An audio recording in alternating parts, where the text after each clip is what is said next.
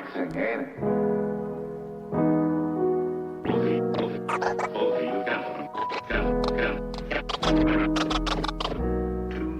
People watch me every night. Found that very hard in our place, will you bring me a drink, please? Yeah, not a problem, man. Oh, Chad. Didn't see yous over there. Welcome back to another episode of Wayde's World. Proudly brought to you by Wayde himself, in accordance to the truth. Now everything said is based on individual experience or individual research. So thank you all for coming on and tuning on in. So from here on out, let's open the door to the next episode. Welcome to Wayde's World.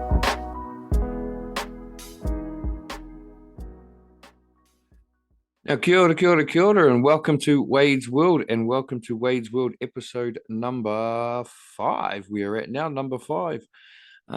Thank you all for coming over. This is the second of our video podcast. So we're starting obviously something new for everyone that's still listening to the audio as well at the moment. We do have visuals as well, which we are doing as we speak.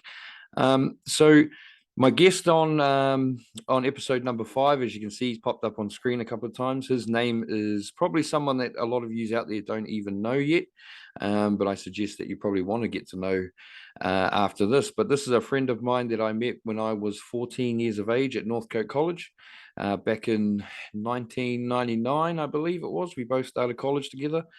We've been on a journey, been on a journey with each other up until about the age of about 21, where we sort of went our separate ways and went on a bit of a journey, and now we're back because the universe has pulled us back together. So I want to pass it over to you. So we used to know him as Potter, but this is Mr. James Potter. So thank you, bro, for coming on, and thanks, Wayde. Introduce yourself, bro. Hey, I'm Potter. People call me James or Potter, whatever you want. I'm just a regular dude that knows some things, I guess. Just the same as all you guys out there, but I guess I just pushed the boundaries a little bit to see what my mind was capable of, and came out with some interesting experiment outcomes, I guess so, over a long period of time, but in a safe manner. And I just don't think people talk about these kinds of things, psychedelic use, as much as they should do, and treat these plant medicines with the respect and the thanks that we should give them as their tools that have been put there for us to try and harness. First things first, bro, is straight away, I'm just going to ask you the question straight away, is what led you into more plant-based medicine? What was there any catalyst in your life, or anyone that was sort of involved in your life that sent you on that path? No, I think the path kind of found me, probably as an adolescent. You learn about these mushrooms that grow in the council gardens. Go down your local roundabout, you might get lucky. Hey, but that was a young age. That must have been as early as 15 or 16. I'm now 37 years into life, and society said that if you do it too many times, psychosis will set in, and I'm still waiting to see when that happens. Maybe in another 20 years or so. Let's see. Well, that's the thing, bro, is that's one of the things that we get told so much, isn't it, bro, that all these natural psychedelic drugs, it brings on psychosis and schizophrenia and mental disorders, when you would be able to explain this probably better, but it does a lot more good for the brain than bad, doesn't it? Yeah, I guess it's I'd like to usually refer to it as you're listening to a radio station on the radio, and you want to listen to another frequency, which is another station, I'm guessing, and you're changing the dial on the spectrum there. So we all are aware that there's light and sound spectrum that we can't see, as much as there's other frequencies of communication from plants and and all other things. Yeah, because obviously, yeah, they all have their own sound and frequency and vibration, don't they? And yeah, like you said, going into that psychedelic phase is changing or making other senses more hyper aware or of the frequency and energy bandwidth that's sort of around us, Yeah, and yeah. I uplifting that guess. mind frequency, eh?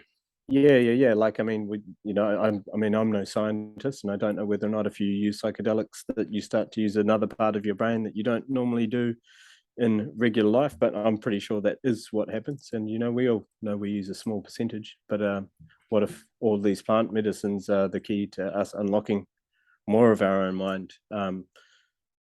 The general theme between all of these plant medicines, whether it's you know uh, peyote cactus or mushrooms or um, even the LSD, and um, you could even group like ketamine into the psychedelic realm as well too. I mean, they'll operate on different levels, but yeah, they're definitely tools. They're all tools. You can't. I mean, it's hard. What do you classify? When does it become a drug? Yep. And their titles. Like, I mean, if you, I read a really interesting thing not that long ago. It was a comparison between, let's look back at Galileo 350 years ago, and everyone was like, no, you're crazy. And he's like, no, actually, I made this invention, and you can see like planets and stuff, and we're not the center of the universe. And people are like, no, we don't need to look through your thing. Look, and I mean, look at where we are now. Yep. How many billions of stars have they discovered since 350 years ago? But the same can be said for psychedelics. It's like these substances hold no medical value, and you have no reason to try them. You don't even need to do them as human beings. Give it a try. And they steer you in the direction of not even giving it a try, because they're like, oh, no, there's nothing in here. The secrets to the universe and witnessing other dimensions couldn't possibly be in any of these plant medicines. So don't do it. Yeah. But then look at what a lot of people are discovering now. You have the ayahuasca ceremonies in the Amazon and stuff like that. And people are having genuine mystical experiences, And whether or not that occurs in just your own mind, you're still experiencing it. So, I mean, you're living it, aren't you? So it Yeah, must be a real experience. Yeah. But that's what they say, eh, is that really we create our own reality too, don't we? So if we can use these psychedelics as a form of medication rather than abusing the shit out of them like some people do out there, Yeah. they'll inherently raise our obviously our vibration and our energy, but then also change the reality that is also around us too, because our perception changes, doesn't it? Yeah, I mean, that is the largest thing. I guess you have your perception on reality changes, or your perception of at least how you view the world. Yep. I think it definitely causes you to look at things slightly differently, or not the same as you've been told to look at them. Yeah. Now, bro, I know because we've known each other for many years, but I know in your early 20s and even through your mid 20s and that you did a lot of traveling around the world, didn't you? Yeah. It's been a good portion of my 20s traveling around the world. So I'm going to ask you here because obviously it's very interesting being on the journey that you're on and obviously going to many different countries and that around the world. Like what things were around the world that were eye-opening, I guess, and what are the difference? Like, what do you see the differences with obviously New Zealand towards these kind of things too as well? Well, that's kind of the strange coincidence that across society it all sort of seems to be viewed the same way. It's just like, you don't need to check this thing out. Don't bother. Whereas you meet the small handful of people, they're like, check that out. That's all right. Well, you must have seen some shit on your journey too, bro. You were gone for a while. I think I was gone for the best part of 10 years, almost there. Yep. Definitely seen some good parts of the world. What have I mean? Thailand, most of Europe, Portugal, Spain, France, Italy, Germany. spent a good portion in Spain, living in the Basque country. Actually, that was really cool. That's actually it's very similar to New Zealand, just on the border of France in the north of Spain. That was cool. So yeah, I mean, obviously, it does seem a little bit more free spirited in Europe, I would say, compared to New Zealand. We tend to have this very small minded way of thinking, closed mind of how our society works, I guess, more than other countries. I think you'd agree on that. Yeah, absolutely. Yeah, I do, and I even noticed that just between Australia and New Zealand. I think I was actually thinking, like, one thing that I was going to talk about, and this is like, obviously all of these things fall under responsible use. Like, you don't want to go jumping into the deep end with these substances with no experience. It can be scary, but at the same time too, the scariness is part of the experience as well too. Yep. People, you need to embrace the, how you might have a, let's compare, like, if you're brushing your teeth, and I'm sure we've all done it, you're brushing your teeth and you slip with your toothbrush and you cut your gum. We've all been there. You didn't stop using your toothbrush. You were like, fuck it, I'm not going to brush my teeth anymore just because I hurt myself once. Psychedelics is kind of like that. You're like, oh fuck, that wasn't what I'm used to. Shit. Yeah. Wow, that really pushed envelope. No, I'm not going to do that again.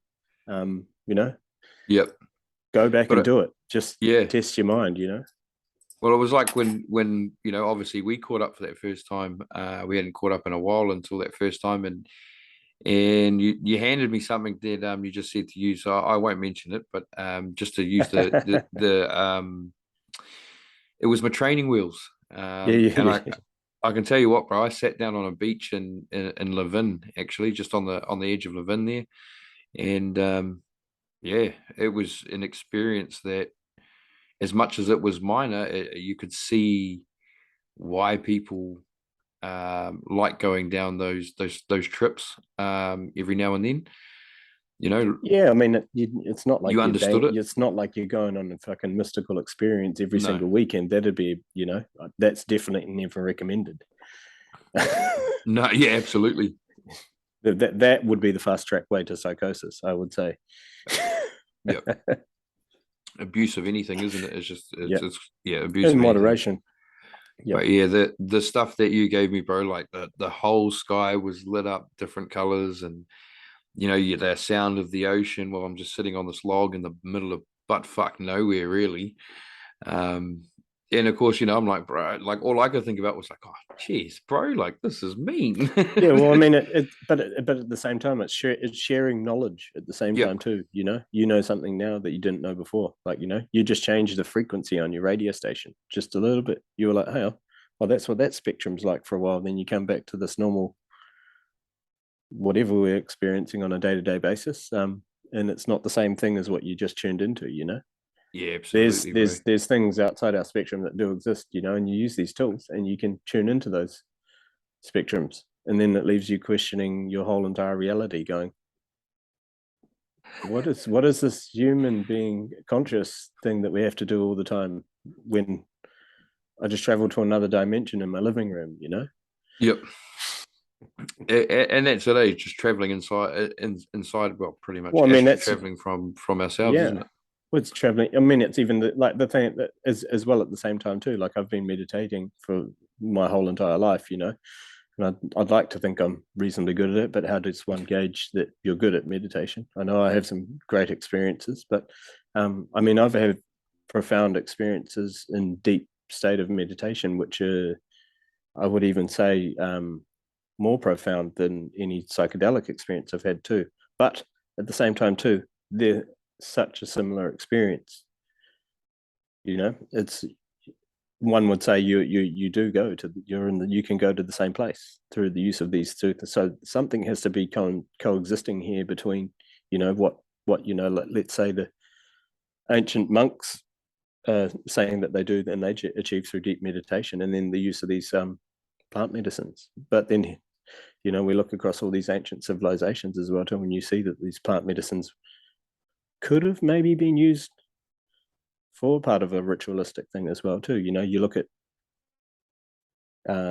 I've watched a really, really cool video of Graham Hancock actually, and he's got a if you don't know Graham Hancock, guys, look him up. I'm sure you probably all do know who Graham Hancock is, but He's got a legend. He's one of my idols.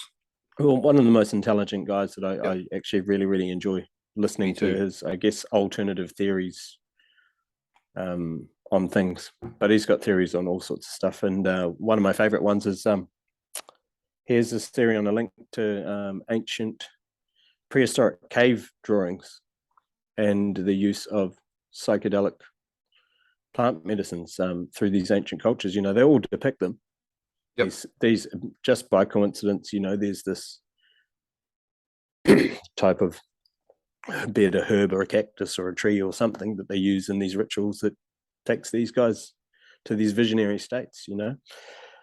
In Egypt they have like the blue lotus. You'll see that a lot in their ancient scriptures. That happens to, if you do your research, you can find out what that plant does. And you have these really, really old Mexican tribes that have been using, they've been having, they worship mushroom gods, and they have been having these ceremonies for a 1,000 years, or as old as these civilizations are. Well, it says, like, I'm just going to quickly throw this in there, but there was I would say I can't remember his name off the top of my head, but it was an agnostic priest, studied the Bible for 14 years, and the book that he wrote after studying the Bible for 14 years was all about psychedelic trips and what's the word, fertility rituals after 14 years. And the one thing that stood out to me is that the people that brought out that book to hide it was the Vatican. Yeah. Those guys are definitely up to some interesting stuff. I'm sure that you could climb down a different wormhole all on that subject. Yeah, I always thought that churches did seem a bit sketchy. Yeah. So it was just it's funny, isn't it, that someone that has been a priest his whole entire life then really goes into to write a book about it as his view, and views it as mushroom trips and fertility rituals. It's a bit crazy there, but they keep coming up time and time again. Psychedelics, mushrooms, ayahuasca. Here's an interesting thing, just while talking about like the priests and stuff, is like you can almost say, like, through the use of psychedelics you can reach these so-called visionary states, which we could argue whether or not they may seem like a mystical experience, and you can't discount them for not being anything other than a mystical experience. But in the churches, like the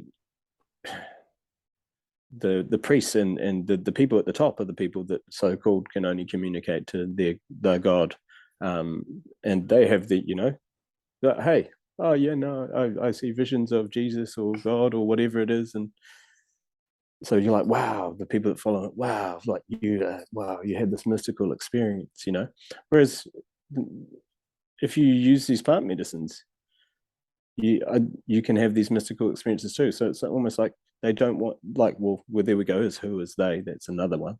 There's another big deep one. Let's not go there. They don't seem to want us to have mystical experiences as well too. And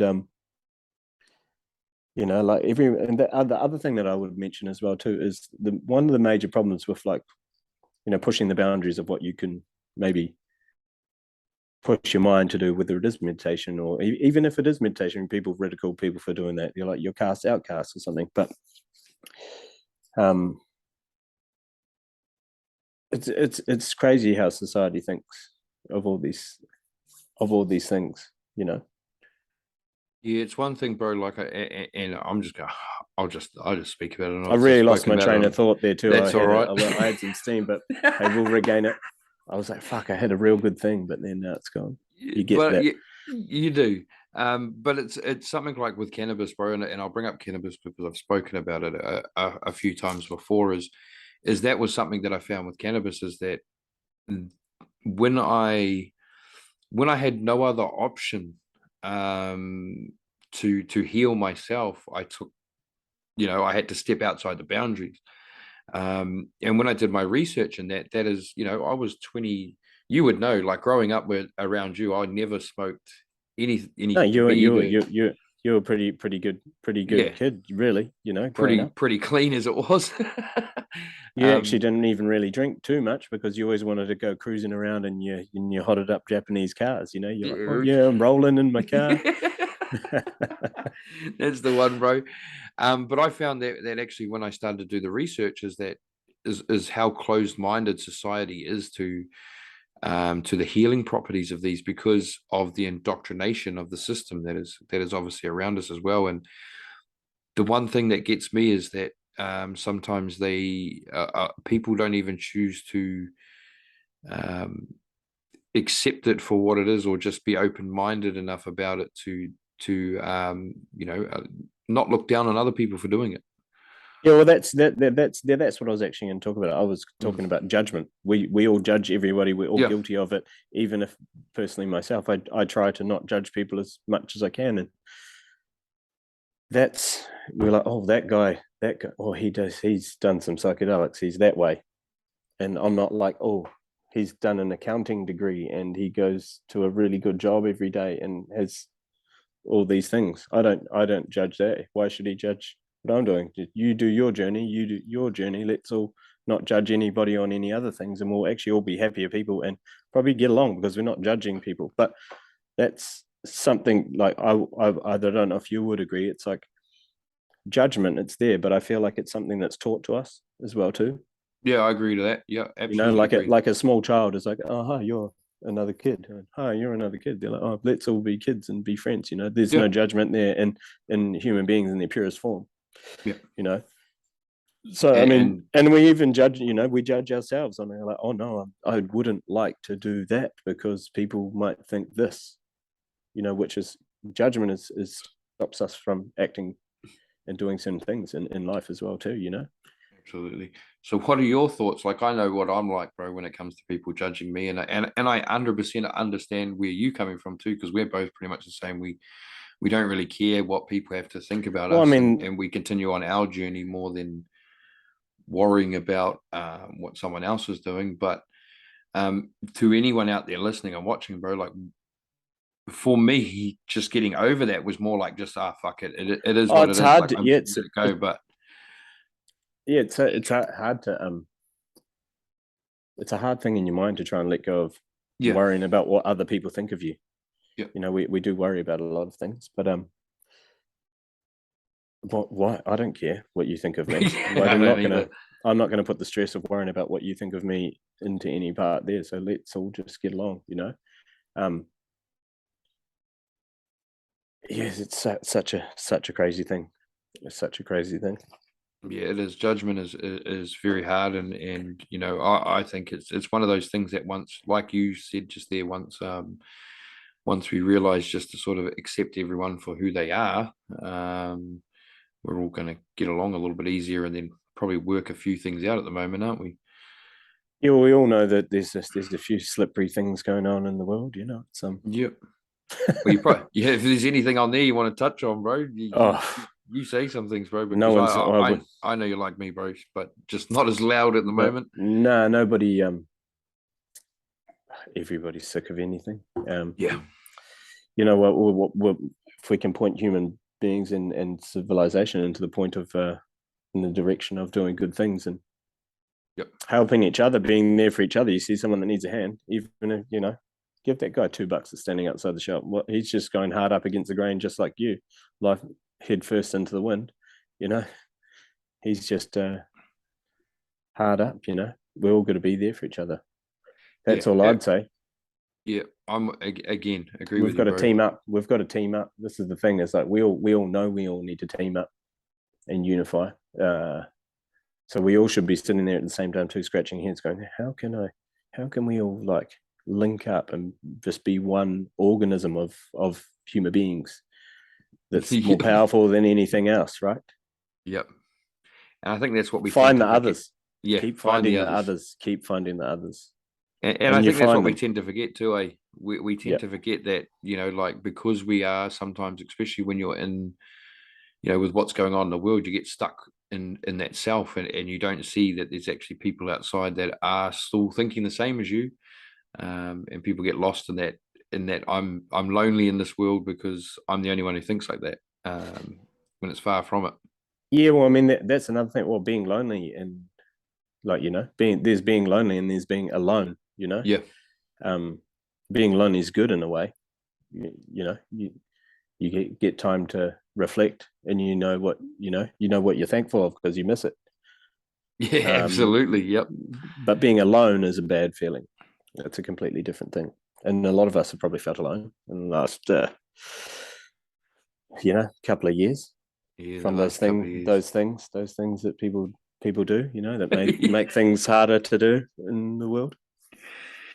So where do you see New Zealand, bro? Like, in your honest opinion, from your point of view, bro, like when you're walking around the street, like what do you see of New Zealand? Like at the moment, man, I still see quite a lot of fear still around from people. You walk in the park. I take the dogs for a walk every day, and I'm in the middle of a massive field, and that lady appears to be walking on her own, but she's got a mask on. And you're like, oh, yeah, what's that about? Yeah. So there's a lot of things, but I definitely feel a lot of hope. I don't know if I'm sure a lot of people have been saying as well too that they can feel momentum, that there seems to be a shift. Normal, we'll call them normal people, that I like a really, really good term that I heard not long ago actually to describe how it sort of feels like there's this divide in society. There's got people that are looking for answers, and then you've got middle class intelligent robots, and we can't deny that half of society is very intelligent. They went to university, they learned some things, and we give full credit to them, and intelligent working people, but in a way they're in this autopilot robotic world, but they don't know. And at the same time too, yes, you are successful and you've got all these things, and that's fantastic, that's great, and having things is amazing, but at the same time too, you build yourself this own prison in society, by the trap of the bright shiny objects, I like to call it. This under the spell of the bright shiny objects. The bright shiny, and it's not a crystal this time, bro? No, there's no crystal balls, just mortgages and batches and Pawanui, I guess. Oh yeah, exactly. It's the materialistic world that people are base their lives so heavily in, and it's in order for us to break that too, a lot of people who want the freedom and that talk about wanting freedom and to be a little bit more, be able to do what they want to do. It's about obviously sacrificing what we're in as well, isn't it? There's a really, really interesting, there's definitely there's a balance between having, it's great to have nice things. We all love to have nice things, and whatever you want, you deserve in this world. Get it if it makes you happy. Cool, find your bliss, do whatever. But I kind of like, what would you call it? You sort of learn that you don't need as much stuff, don't you? Yeah. We had that conversation today, didn't we, bro?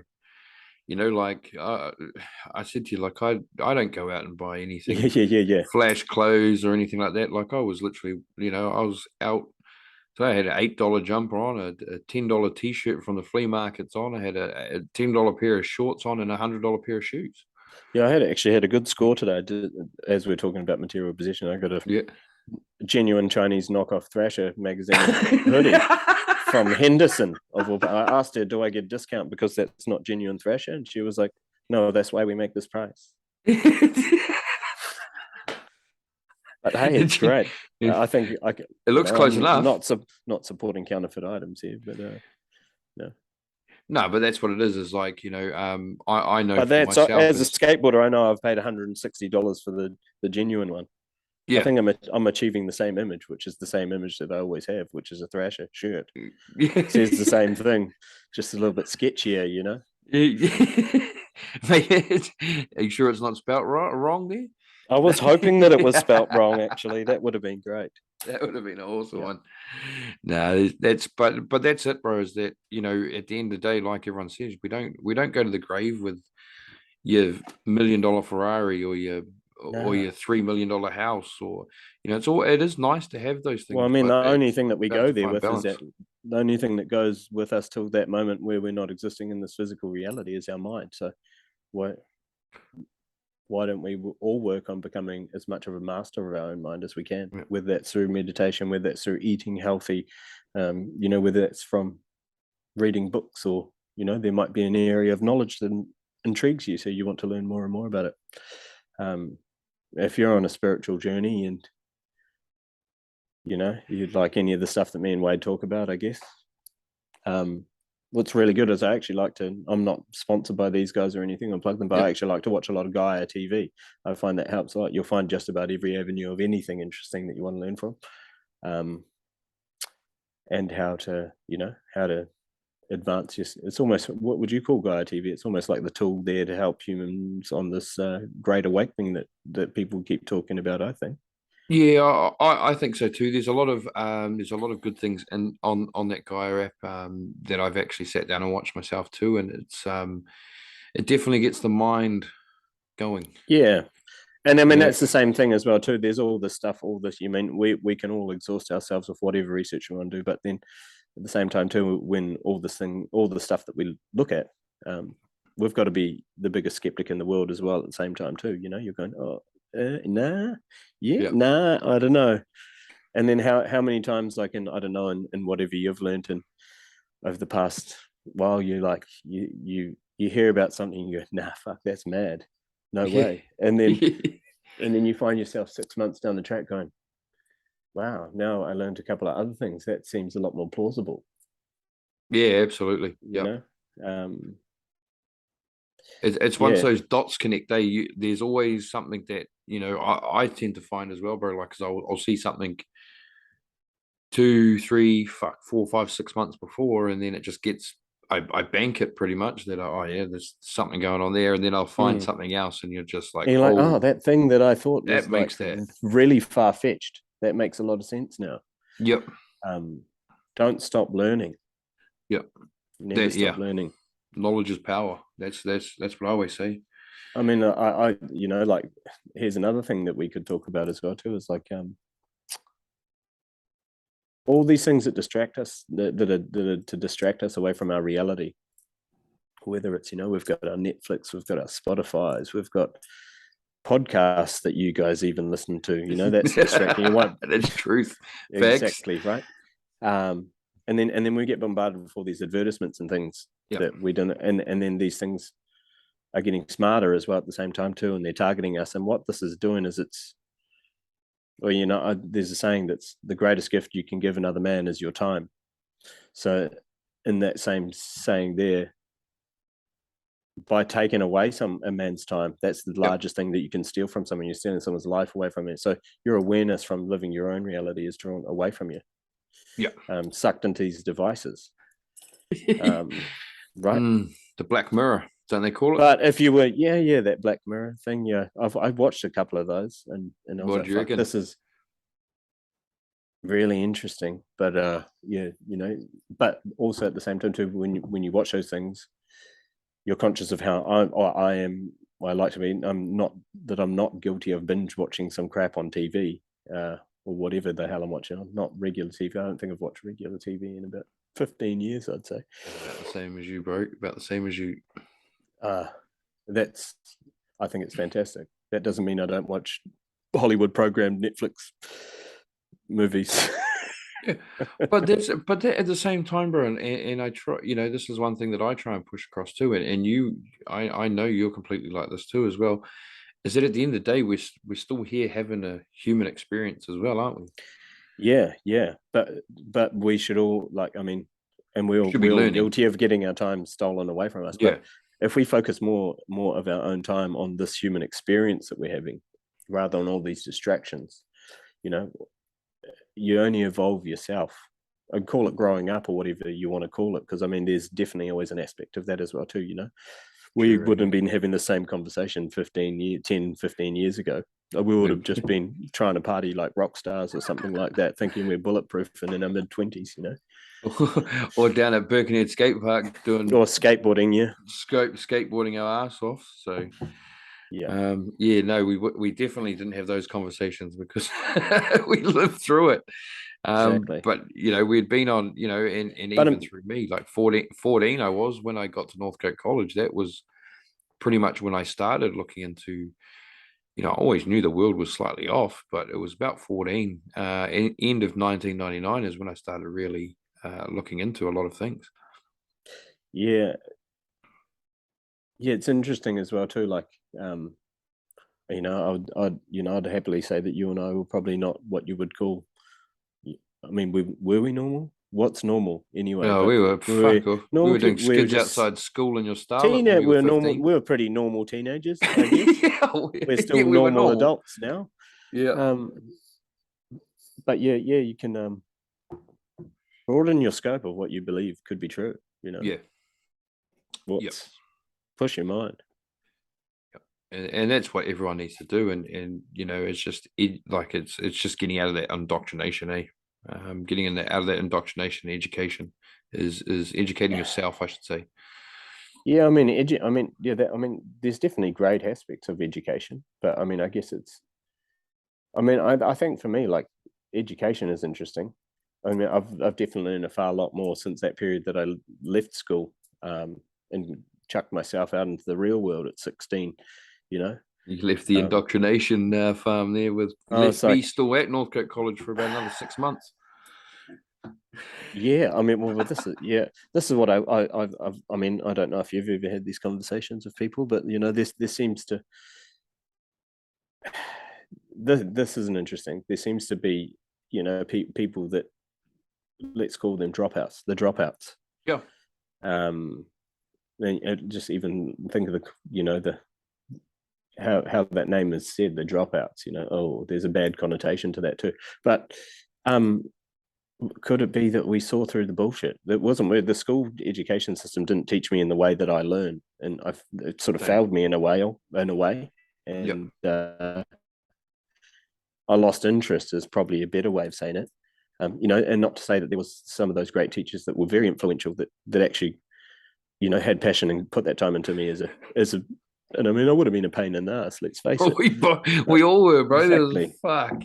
But those teachers you will always remember. And I mean, so there's great aspects of education, but I mean, it's the things that educate you on. Like, I mean, I don't know if a lot of you, I mean, I'm sure a lot of the people out there have interests in like quantum physics and quantum sciences, you don't learn there's no option to learn about any of that at school. And even if it's just, science is still calling it a theory, it's theoretical science. Their theories for just something that's a theory, that hypothetically the shit that they're deep into is pretty intense. So pretty intense, yeah. Seems pretty beyond theoretical science at this point. You go to school and you go to school and they teach you gravity is 100% real, when in matter of fact gravity is still just a theory. Yeah. It is still 100% not even been proven. It's still a theory as such, and we get told. On theories, like, I mean, on evolution. We're talking about gravity. Let's talk about evolution. There's that period of time where human beings. This is a great theory I like. Is that there's a period of where we evolved from these small, absolute accidental miracle bacteria that somehow managed to be coincidentally on this fucking Big Bang aftermath thing, and this bacteria turned into a thing that could walk, and then eventually evolved into a caveman. And then its brain got real big in a real short period of time, and scientists are like, "Fuck, how'd that happen?" Just don't know. But they had, this is an interesting theory that used to actually, someone, I can't remember who, it might have even been Graham Hancock again, actually, talking about these, mammalian, early hominoid human beings walking across the plains and finding they were hunter-gatherers, I guess, and they're foraging for food, and they're like, oh, mushrooms, which uniquely grow in animal droppings. Yeah. That You know, was the Denisovans, I think. Yeah, I've heard a lot of people talk about. Don't know who's the first original theory about I it. know Is, though, Graham Hancock does a lot of speak a people. bit about them. Yeah. Yeah, and so I mean that's a really interesting theory, and But see, my yeah, question is like, when we look at human evolution, or wherever we came from, or whatever we've, everyone's got a theory towards it, I guess. But my question is always is just how long have we been here? yeah, Because there is, you've got, structures that are at 2600 BC. You've got, Graham Hancock loves talking about Göbekli Tepe, which is 10,000 BC. yeah, Göbekli Tepe, which is 10,000 BC. So it means that there has had to have been at least something advanced before us too. Well, I heard as well. Actually, I heard that they're now discovering through like air to ground penetrating radar, they're discovering these lost cities in the Amazon. Yeah, 100%. So that's they haven't actually even dug up. So that you know that history. I mean, we all get taught the history.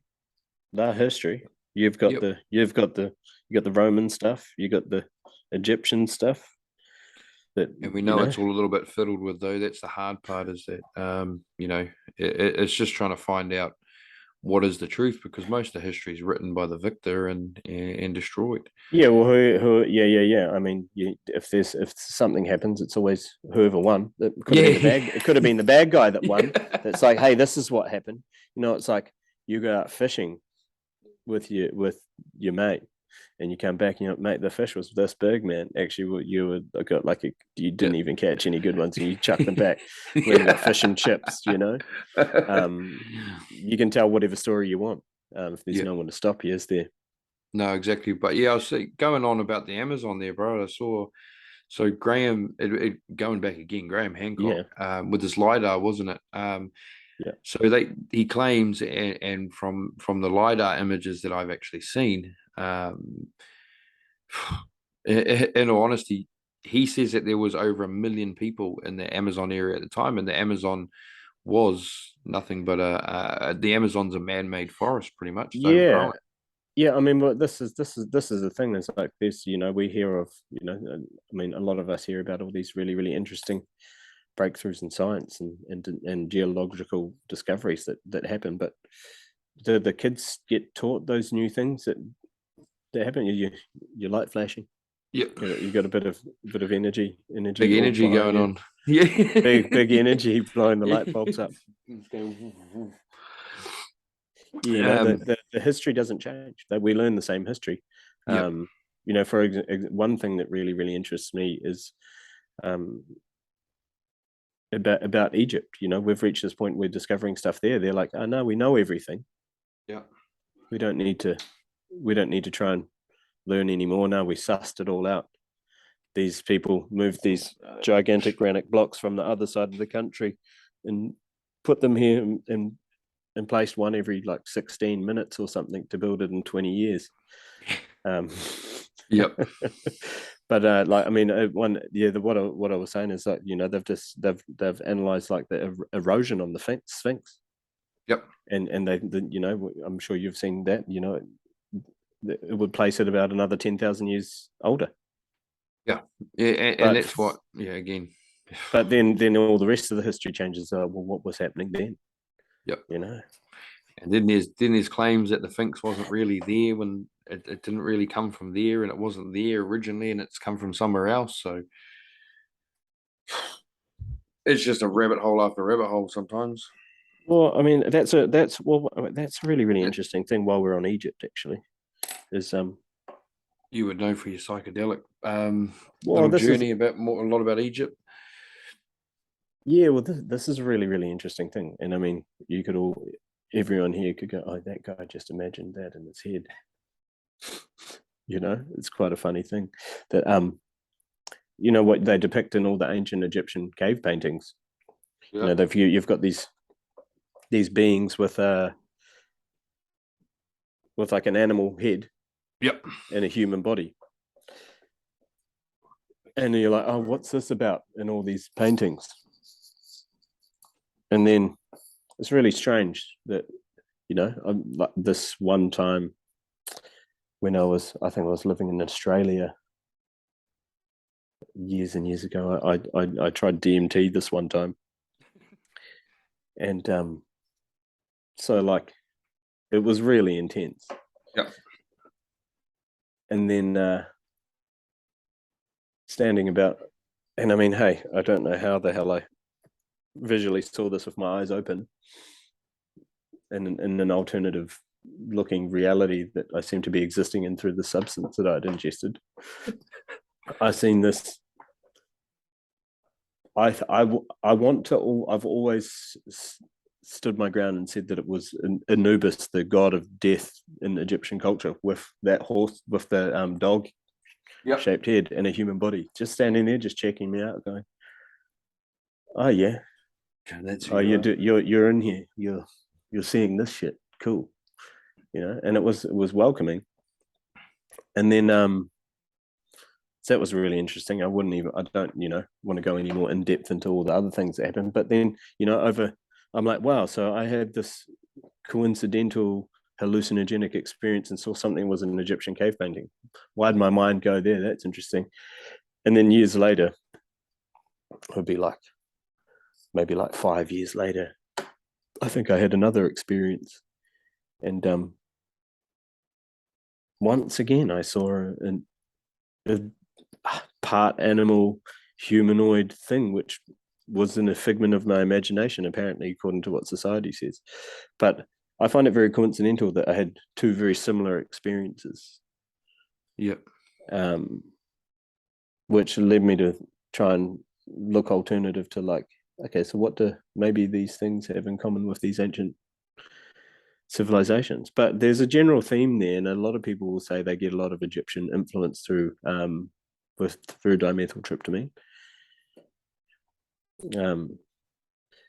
But the cave painting stuff, my theory is that, from what I've experienced, is maybe that those paintings, that was a painting of a vision of things that they could see, and maybe these so-called gods existed inside this other dimension that you had to consume this alternative substance to communicate with them, because definitely anyone will tell you that you can communicate to the entities there in that other realm, through the use of these things. But that's quite crazy, the fact that hieroglyphics and the Egyptian stuff is there in the psychedelics. It is, because I remember you speaking to me about it, and you were like, "Bro, I've seen him twice." I think more than twice. You've seen him more than twice? Yeah, yep. I reckon a good half a dozen times. And he's always been welcoming. He's never. Oh, no, I haven't seen the same person. No, I've never seen the same person more than once. Okay. Yep. Different people. It's like there's tour guides. That's legit. It's like they're the guardians of like this other spectrum that we can't see of their realm. They're like, oh hey, welcome. What are you doing here? and communicate to you telepathically, because you're only having an experience inside your own mind. So quite interesting. No, it is very interesting, and that's why I really wanted to get you on here and speak too, bro, because like it's something that especially in New Zealand I've not seen very many people touch on at all. Like it's a subject that a lot of people tend to not walk away from, but just know it's there, but not really talk about it, eh? Yeah. I mean, well, that comes back to that same thing, judgment, I guess. What this is the thing, is what you do in your own time and what I do in my own time throughout the course of my life experience. Yep. Some of the things I feel like I can't tell you because we've got these human barriers, and so we don't express all these things to people, so we never know who's experienced these things, but because they're taboo, apparently, you know. Yeah, and it takes someone So like we're like, oh, I yourself can't tell someone about that because they'll think I'm a guy that does that. Yeah, yeah. When it doesn't matter what they think of you. You'd be like, hey, I'm a guy that does that. And exactly, it takes someone like me or you to be like, oh, well, I've done it, and then they'll be like, oh, yeah, I've done it too, and then out come the stories after that, because I've noticed that quite a fair bit too. You start as soon as you sort of open the floor up, it's just like, oh, yep, now I can tell you the story, because it's like, totally. we accept them. Well, I mean, it's these things. Is like, I mean, if you do, I mean, like anything, like I encourage that if you are ever going to go on an experience of any sort through any use of these things, don't do it blindly. You know, talk to somebody else that's done it before. Do it with somebody else that's done it before, or do it with somebody that you trust in a safe environment that can watch over you, and if you freak out, to comfort you. Or you know, I mean, the one of the greatest tips for any of these experiences is to remember that whatever you're experiencing is just temporary. You know, you're not going to be like this forever.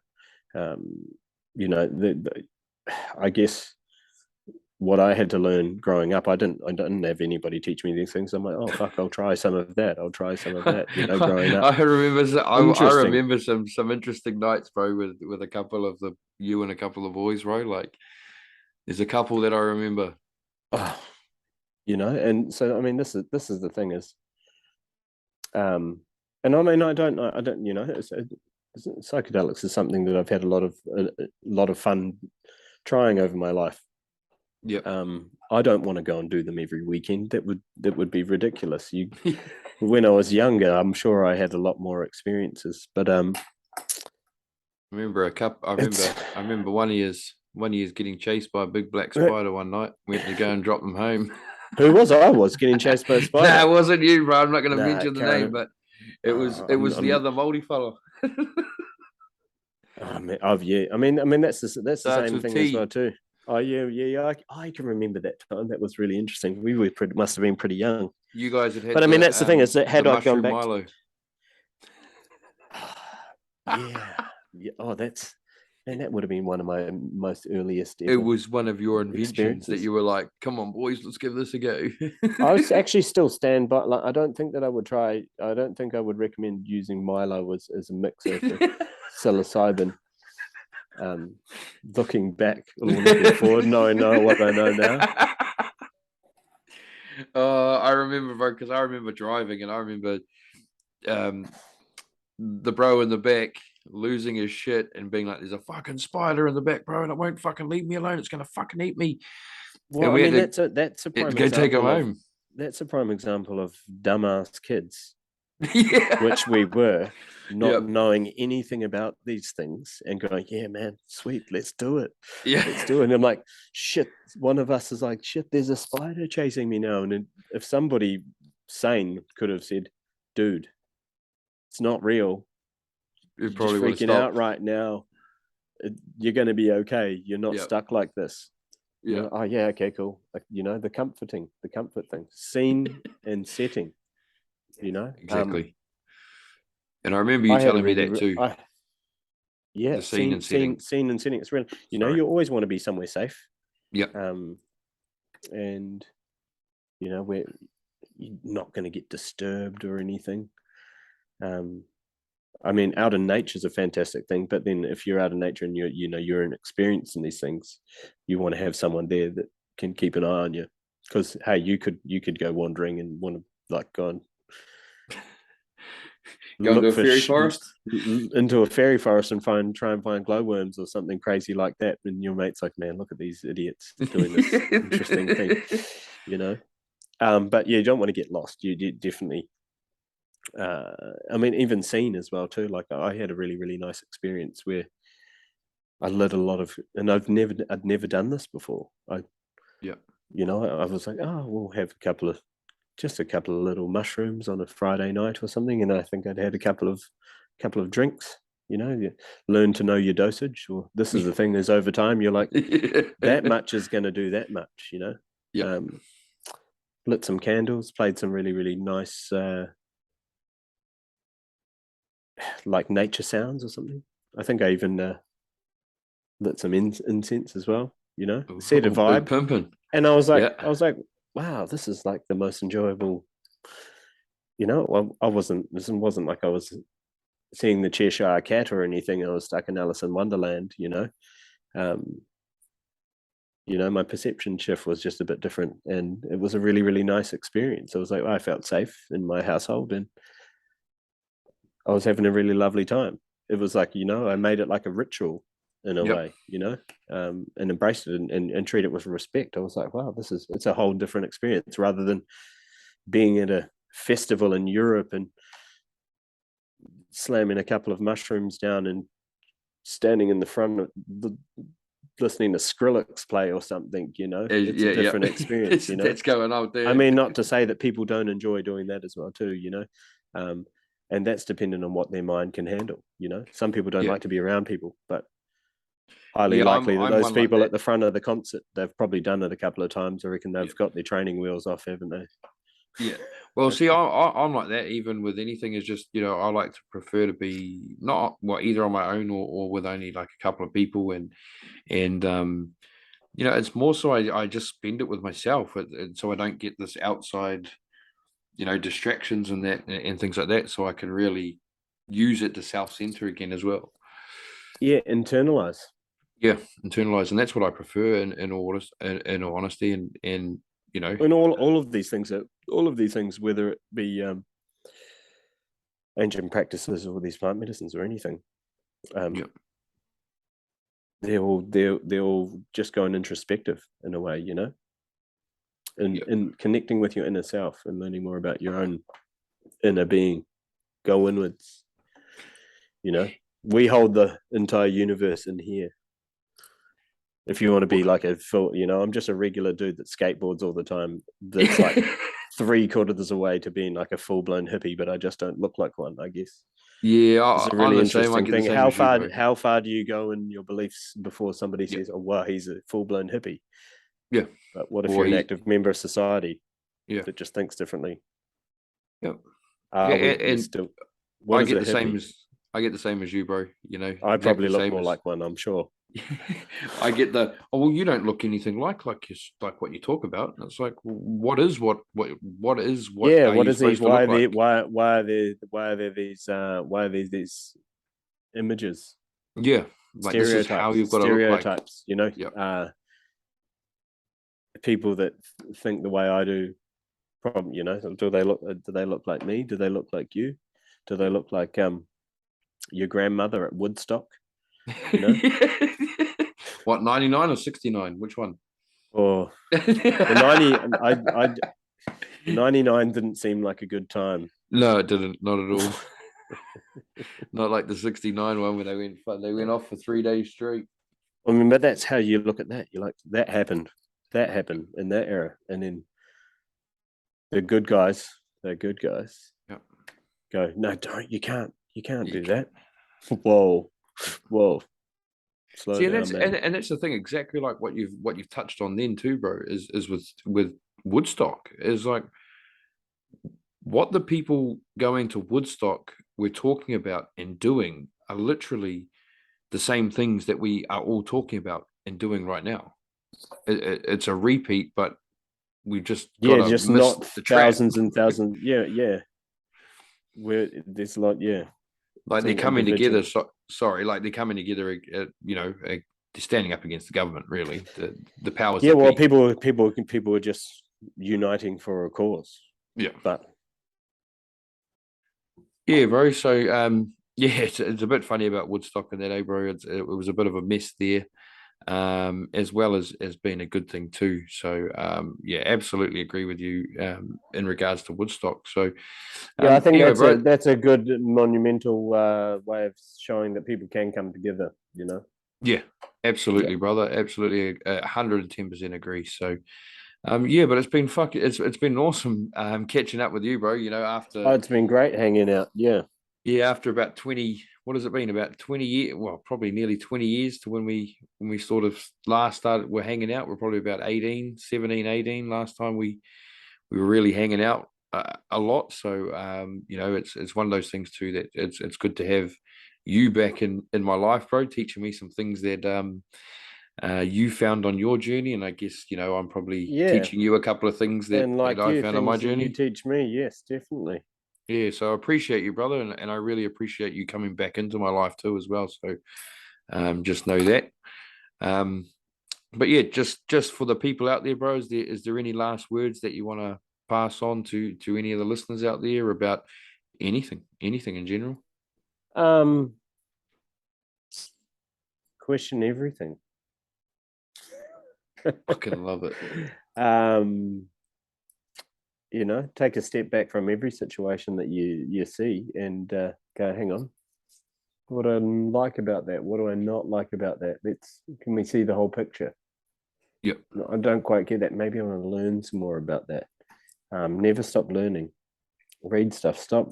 I mean, hey, we're all bad for it. Get off your bloody Instagram and run around your block. Maybe fitness is a good one. Keep your mind and your body fit. Push the boundaries of your own thinking. Don't limit your beliefs in this world, because things that you thought may not have been possible could be possible. And even if they're not, you had a really, really interesting time going down the rabbit hole, finding out a whole bunch of stuff. No, I love it, brother. Love it. But thank you, bro. I appreciate you. We spoke about time, bro, and I appreciate you giving me your time too, and sitting down and giving your time to all the people out there that want to learn and listen to what you have to say. So I appreciate it, brother. I mean, at least we had a bit of an open conversation about things that people didn't normally talk about, and some people may not ever get the chance to have a conversation about things like this. Absolutely. So at least maybe they heard two people having a shit chat about some things that they might think are absolute rubbish, but maybe some people think it makes sense. Yeah, no, absolutely. But we'll get you back through in a few weeks, bro, and to dive into some of the things a little bit deeper as well, because a lot of people out there need to really hear this stuff, and that's the truth. Yeah, I'd love to have a chat about more things. I'm sure we can have a backwards and forwards and figure out if we want to talk about some things. No worries, brother. Maybe make it a biannual. Biannual? Is that one a year? That's one a year. No, biannual. Yeah, I think so. It's bi-monthly. Bi-monthly is one every 4 year. Yeah, we could sort something out, brother. We can sort something out. Absolutely. We've got to hang out more. But, we do. I need to do more psychedelics too. You're not too many. Just not yet. It's like anything. You got to learn to walk before you can run, don't you? Yeah, absolutely, bro. Absolutely. You don't want to wake up the next day and go, hey, you don't want to wake up one morning and go, hey, I'm gonna run a marathon today. It doesn't happen, does it? That's what you can take your mind on if you're not careful. All right, bro. Well, we'll wrap that up there, and later. Just to everyone out there that's listening, appreciate you guys giving you our time. Thank you very much. Listening, sorry. So we appreciate that. We love you all. We do. We love you all, and just remember, you're perfectly imperfect. Yes. You are all beautiful, and you are all loved. All right. It's a mind game. It is a mind war. It is everything in this world is about your mind. They want to steal your soul and they want to take your mind too. But with us united together, they're not going to do that. We're going to be able to stand and rise above it. Yep. So the most important things that we can do while we're here is to believe in yourself, trust in yourself, and remember who the fuck you are. All right. Just remember that. Who you are. Try to remember who. Maybe even try to remember who you were before you are the person that you are now. Exactly, brother. Exactly. All right. So other than that, I hope you guys enjoy the rest of your week or your day or wherever you're listening from, your night, your afternoon, whatever, your morning tea. But I hope you guys enjoy the rest of your day and that. So thank you once again. We love you all. Appreciate you all. And we'll be back soon. Thank you for tuning into Wayde's World. Ciao, ciao.